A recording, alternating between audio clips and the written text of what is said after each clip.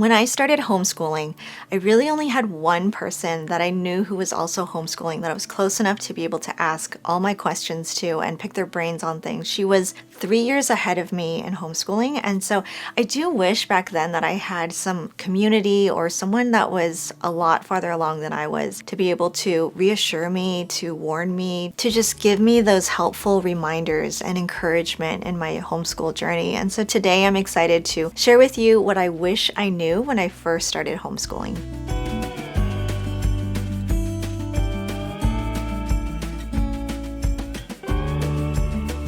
So glad to see you today. My name is Trisha. I'm at Juicebox Homeschool, and this video is in collaboration with Abby from Rooted in Rest and Jessica at the Waldock Way. So down below, I'll include the link with the playlist to all the videos in this collaboration, and the topic is what I wish I knew when I first started homeschooling. I love checking out the playlist to discover new YouTube accounts. I love talking about homeschooling and watching homeschool videos. I just really enjoy the variety of ways that moms run their homeschools, and it's encouraging and it's inspiring, and you don't have to agree with everything that, people are showing or talking about, but it's been really great to find new ideas to pull into our routine, things that might be helpful to our family. So the first thing that I wish someone had told me when I first started homeschooling was that you will be asked the exact same questions multiple times over and over all throughout your homeschool journey. We're in our 10th year of homeschooling, and I cannot tell you how many times I have been asked the same questions. Questions like, are you going to homeschool through high school? How long are you going to do this? How are you going to make sure that they're socialized or not weird? Are you a part of some type of program, or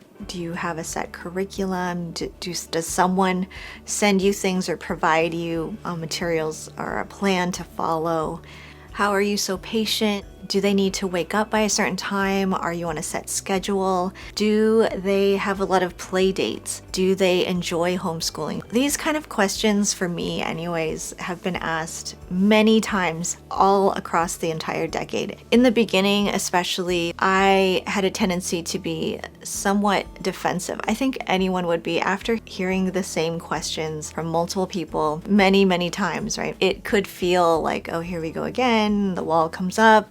Often you're just trying to do your best in all the things, right? The homeschooling, but all the other things you have going on in your life. So in general, those questions can get very tiresome. But what I have found is there is a genuine curiosity of what does that look like? And they want the picture painted for them. Depending on the person and depending on the time the question is asked, then I will try my best to paint a picture, give them an idea of what that could look like, what it looks like for us at least. And then there are other people who I get a sense that it's more a concern on their part for my kids or their future. Are they going to turn out okay? Do they have friends? Certain questions I can tell there's like a low-key concern over my children. And I get that. For some people, homeschooling is such a foreign concept. Maybe they don't know anyone who homeschools. Maybe you're the only person they know who homeschools. And so they are concerned. They want to know more about it. So what I wish I knew as a new homeschooler on this topic of the same questions being asked over and over for years is to have some sort of default answer that you can fall back to, giving the most comprehensive response with compassion that you can muster up. I've improved my spidey senses of which people are genuinely curious and interested to learn more and which people are a little bit more on the maybe judgmental side. So I've kind of just learned over time to assess what kind of answer I should be giving. But I think having those default responses has been very helpful as far as just saving time, not getting emotionally invested in anything like that, and being able to help people who are genuinely interested and encouraged, and knowing that not everyone's going to agree with everything or want their kids to homeschool, and that's totally fine. I would never put that on anyone else on their choices. It's just been really helpful and efficient. I think that's the main thing, is just time saving to have those common responses that you want to give prepared, and to be able to develop an idea of who's genuinely interested and who's more concerned, and then also realizing that it's not my job to comfort them or make them feel better about my choice. I also wish that someone had told me about not stressing in the elementary years. And I know that it is a lot easier said than done, because when you're first starting homeschooling, you want to make sure that you're doing everything above board. And I totally agree with that. A great website to check out is the HSLDA, and they have all the laws listed out by state. It's really easy to navigate and find out the different ways that your state allows homeschooling legally. And for the most part, it's pretty simple. You'll see the options that you have for each state. For our state, we have a few options, and so I've experimented with a couple of them. So that academy filed as a private school, and I was under them, and the great thing about that was they took care of my record keeping. They helped me to stay on track. They met every other Friday. It was run like a co-op with the parents involved, and we were able to teach a group of kids either science or sewing. It was basically up to the teachers of what they felt comfortable teaching. And it was great. We got to meet a lot of new homeschooling families that we didn't know. We were able to participate in a lot of field trips. They also had typical activities like a school, back to school night, parent info session. They had an on-campus library where we were able to check out chapter books, audiobooks, and curriculum even. And like I mentioned, they took care of all my record keeping, so they kept me accountable. I had due dates for things like attendance records, grades, work samples. And so starting off with homeschooling was a lot easier because I just felt like I had accountability, some guidance, I had support, fellowship with other homeschooling families. And you know, when homeschool moms get together, we are always talking about curriculum and how we schedule our days and just tips and tricks. That was really helpful to be a part of as a new homeschooler. I highly recommend, if there's something like that in your area, to get involved, or just families getting together for a book club or field trips or a subject. After that, I was also part of a field trip group that was born out of this academy. So after we withdrew from the academy, a mom from that group started a field trip group with some of his families, and she organized a field trip monthly, and she would email us the details, the date, the price, if there was a price, and would kind of space things out. So we're like outdoors or indoors, or a pricier field trip and a free field trip. And she just did a great job with it. So it was great to still keep in touch with these families, to get out and experience something new with them, to expose my kids to a lot of different places because of all the field trips, because we were a large group and getting the field trip prices, which are deeply discounted. So back to what I was saying for elementary school early on, I just really wish that I knew not to stress out. I think now that we are entering high school and seeing the requirements for that, if you have a college-bound student, high school is like just a different level for me of responsibility and time management, making sure that I have my act together with record keeping. So for those early elementary years, I would say like K through third, I wish I could go back and tell myself to relax. Because I typically am the type that wants to make sure I follow all the rules. I make sure that we are going above and beyond what we're asked to do. I just want to make sure that we're doing well. But in those years, it is such a special time, and you can't go back. You just can't go back. I think now that I have a high schooler and seeing that it's not easy to go to the park if we feel like it, or to skip math if we feel like it. So in those early elementary years, I wish that I could tell myself that you can. You have permission to take that nature walk, to bake those muffins, to have a poetry tea time, to linger longer in that chapter book. You have permission to skip science for weeks. You are okay. You're going to be okay. The time that you get with your little ones is so precious and so meaningful. So the main things I would want to focus on for formal schooling during those years would be learning how to read, learning how to write, keeping up with math, and most importantly, so helpful, character training, habit training. Those would be my top 4 things that I would want to focus on in these early elementary years. The character and habit training, I cannot emphasize enough how valuable those skills are, and practicing them daily in your morning time or just throughout the day, covering some kind of study, and working on habit training formally and organically has been really helpful in our homeschool from the beginning. Right now, we're working on generosity with the Generous Family curriculum, which I can link down below. I've mentioned it here on Instagram as well. But habit and character training is something that I think is worth your time. It's such an investment in the early years. Setting the habit of attention will help you so much in your homeschooling rhythm, smoother days, getting their attention right away, having them trained to know when it's time to listen, when it's time to do the hard things. Like we know, not everything in our homeschool day is going to be magical. Most things are not. There are a lot of times we just need to work work on this and get it done and stay focused. And so building those habits of attention and obedience and diligence has been really helpful. Not easy by any means, but so worth the investment, because throughout the 10 years I've been able to see the fruit of that. We don't have to spend so much time regrouping and having deeper discussions. A lot of those discussions have happened already, and now we can move on to other habits. So I think character training is right up there with reading, writing, and math in those early years. It can save you time, and I would love for you to see that fruit in your own children and being able to have smoother homeschool days. For the other subjects like science, history, and art, for those early elementary years, I feel like you don't need to stress, and I wish I didn't put it so heavily on myself. We loved history, and so we made that a priority, and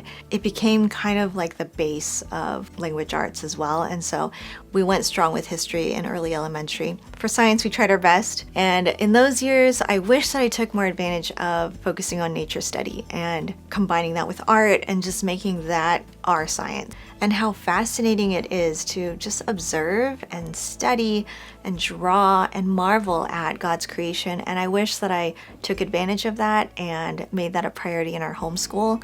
That just wasn't something that came easy or natural to me. Science can be as simple as bringing your kids into the kitchen more, cooking with them, and also watching the short, educational YouTube videos. There's so many channels out there now that have short 2 to 3 minute videos on science topics, and those are actually very memorable to my own kids. Podcasts we've listened to in the car. I don't know how, but they memorize so many fun facts from podcasts, short YouTube videos, and living books on science topics. I wish I could tell myself during those K through 3rd, 4th, and 5th to grade, just stay together. Stay together as a family, build your solid habits, your study skills, enjoy each other's company, get to know each other, and do as much as you can studying communally. Study as much as you can together as a family unit and not stress so much about fitting it all in, making sure you're checking all the boxes, but more so exposure to the beauty that is available to them, exposing them to great stories that build great character, playing board games together, building recipes together, Legos. I think creating those memories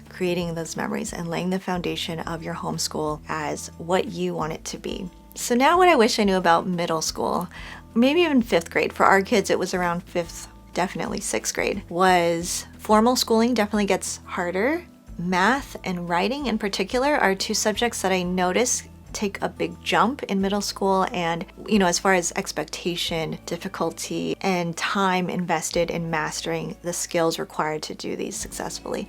And I think everyone knows for middle school, typically there's hormones, there's mood swings, there's a lot of physical changes that are taking place. And so I think I wish someone told me to really pull myself out of it personally in those moments, because especially when it first kicks in for a child, it can be shocking for a parent. For me, it was so shocking. Sometimes your sweet, sweet child will be defiant for something that they've never been defiant about before. It's new territory for them and for myself. I feel like my kids were surprised at their own behavior or their words they chose, and I was surprised, just taken back by, who is this child? Who is this child? So I wish I could tell myself to have some kind of boundary and understanding and compassion, knowing that this is going to happen, this is natural and necessary for their growth. And while I don't, condone it or let the behavior pass because I know why or what's behind it, it's more about giving myself space, almost like a timeout, but just time to remember what's going on in their bodies, what's going on in their minds, what this really stems from. And a lot of things with my kids anyway can be easily calmed with a hug. And in that moment you don't want to hug. It's just the fact,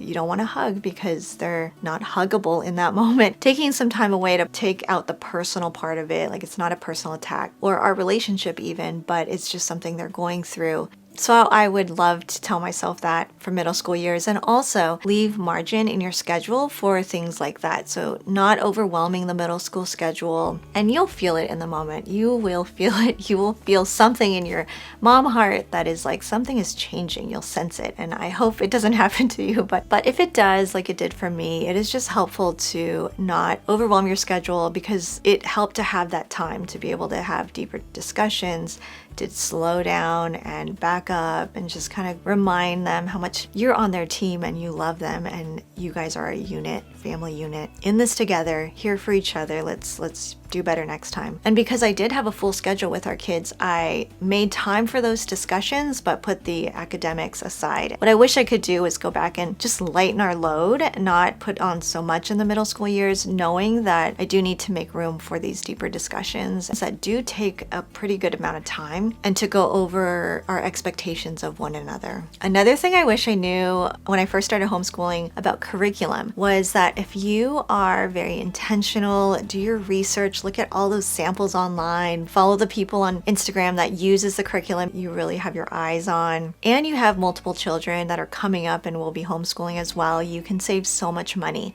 There are PDF versions of curriculum. Most curriculum allows you to make multiple copies for your own family, then that can be used for years to come. And we have saved a lot of money by doing that, where we would only need to purchase a student book, like a consumable student book, or we just made copies so we're able to reuse the student book for years. And I wish I knew that, because when I first started, I was really just thinking about my oldest, and I would just buy curriculum for her, not think about anything else. And as my second one entered, I was thinking, okay, I need to reassess, and I would start doing things a lot more family style, or I would save things or make copies, knowing that I can reuse it for my second and my third child. And the last thing that I wish I knew was middle school and high school, yes, are a different level, but it really does just get better and better. As much as I was talking about the mood swings and the hormones, and that is all real and true, and we're living it. It really does get better and better. Our conversations are fun, our conversations are deeper, our relationships grow into something so different from what it was when they were in elementary school. And I am just really enjoying and savoring this season that I didn't expect. I was actually more fearful going into it. Yeah, I don't know if it's the culture, but there's a lot that paints the middle school and high school years. It has a reputation, right, as being horrible and just something to be feared by parents, something that parents shouldn't look forward to. But I just want to say, I don't know if this is so weird, but I really love these years, and it's like a different level. Like, there are hard days or hard moments, but then there are these real connections, these real conversations that are talking about things that are practical. And I get to share what I hope is wisdom in some form with them on the topics they're struggling with or the topics they're curious about. And the connection is deeper and the connection is stronger. And I am so grateful that I can share this with you. And I hope this encourages anyone fearing these years like I did, because they come with, yes, hardship, but they also bring a genuine relationship that feels very mature and substantial. And I'm so grateful that I get to share about this, because I don't get to hear this kind of encouragement often. I've shared this before, but I've been dedicating time to read aloud with my oldest one-on-one, and we have like this lineup of 5 books right now that we want to get through. But all of them deal with topics that she's interested in. We did one about cell phones and screen usage, and then right now we're doing one through life skills for teens, and then we have another one about like productivity and time management. So all the things that she's interested in growing in. So we're just going through those one at a time and setting aside 2 or 3 days a week to sit together separately from the other kids and go through those books. And I cannot recommend that enough. It's hard to describe other than it feels like true quality time, and out of the reading comes these conversations that are really meaningful and growing our relationship and helping inspire questions on both of our parts to each other and just getting to know each other at this stage of life. And if you're a homeschool mom with kids younger than mine, I really hope to encourage you to not fear these years, but to look forward to them. That you can enter this season homeschooling a middle schooler or a high school without fear, that you can enter it with the expectation of growth, which usually comes with hardship, right? And also, on the other side, beauty and grace and connection with your children. So that felt like a lot, but I really want to encourage those of you that were in my shoes 10 years ago, and I felt scared and nervous and worried about what was to come. And those are just the things that I wish that I could tell myself back then. I wish I had a friend that could come alongside me and tell me about these things. Be sure to check out the playlist below for more homeschool encouragement of what we wish we knew in the younger years. I will also link a video that you might like up here, and thank you so much for being here.